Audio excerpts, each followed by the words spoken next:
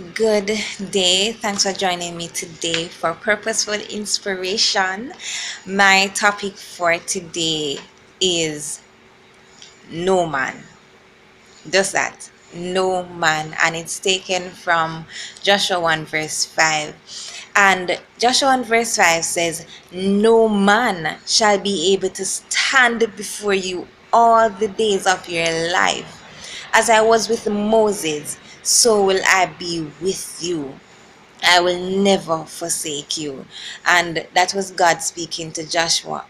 And that's why my topic is no man. So the main focus, the main part of the text that I want us to look at is no man shall be able to stand before you. So I know we're in this world and we have a lot of challenges.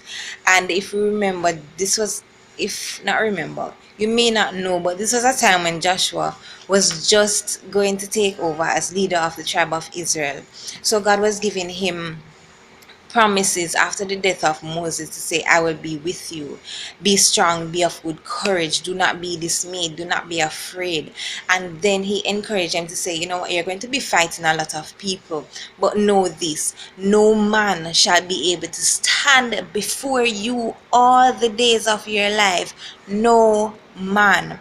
And stand in the Hebrew for stand means to place yourself or to station oneself or something. And when you station yourself or when something is stationed, that means it is rooted, it is not going to be moved, nothing can move it.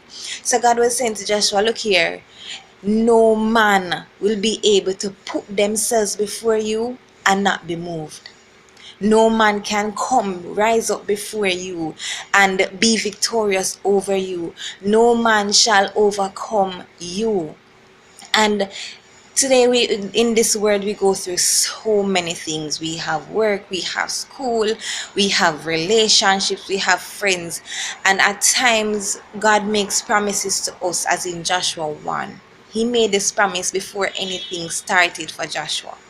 So God makes promises to us. You will get married, you will have children, you will do this ministry, you will do that ministry, you will bless these people.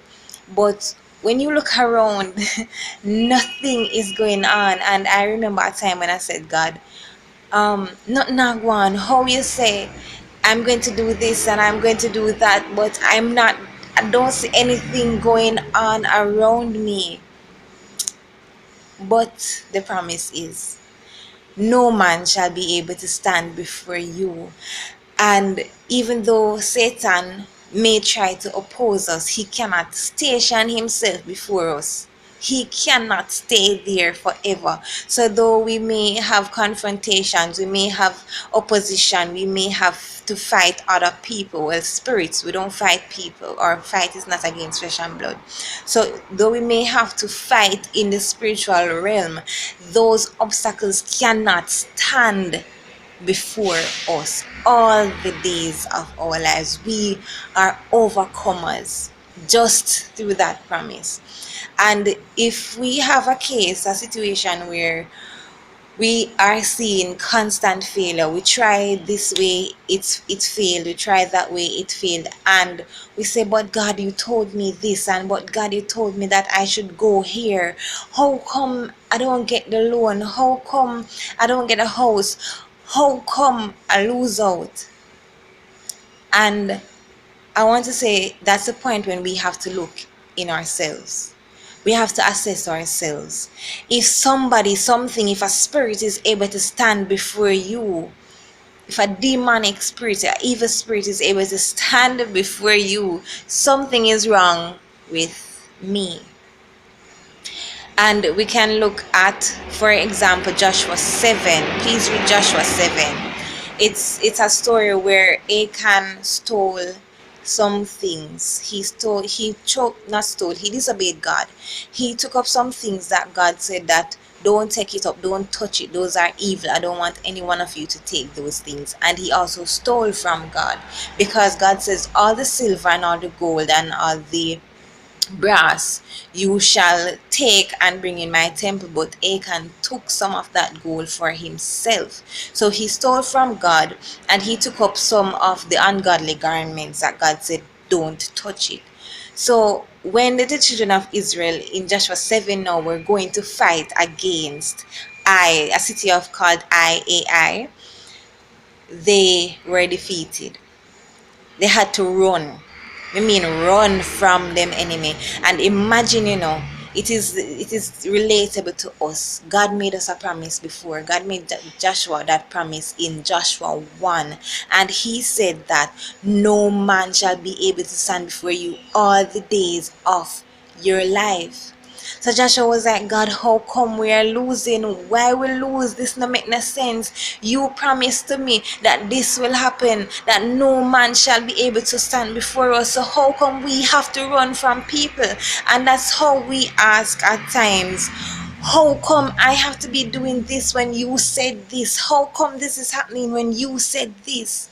But it may be because we have sinned, we have done something wrong, or somebody in our circle, close circle, in that group of ministry did something wrong, and it's holding us back, because that promise is sure, and it says no man shall be able to stand before you. And when God revealed it to Joshua what was happening, and Achan died, after Achan died, they went back to fight at same city of Ai, and they were victorious. They defeated the people, they mashed up the city, they piled blocks at the gate, they totally destroyed that city, killed everybody. And this was a city that they had to run from, a city of people that chased them away. But they came back when they were right with God. They came back when they had repented, and no man was able to stand before them. So my encouragement to you today is that if there's a problem, check yourself. If there's a situation, check that group of ministry, that persons that you have to do that ministry with, and clean out the camp, because the promise that God made to Joshua is made to you, is made to me. No man shall be able to stand before us for all the days of our lives. For as long as you live, you are an overcomer. For as long as you live, you will have the victory. Yes, you have to fight, but you will have the victory, because no man shall be able to stand before you. So stand on that promise. And I'm using that same word. Get yourself rooted, get yourself grounded, get yourself firm and secure on that promise. And go out and do your ministry. Go out and bless souls. Go out and wreak havoc in the kingdom of hell, and bring victory for God. Because no man shall be able to stand before you all the days of your lives. And that is taken from Joshua 1 verse 5. I pray that you were purposefully inspired, that you will be blessed, and that you will be mighty as you go forth today.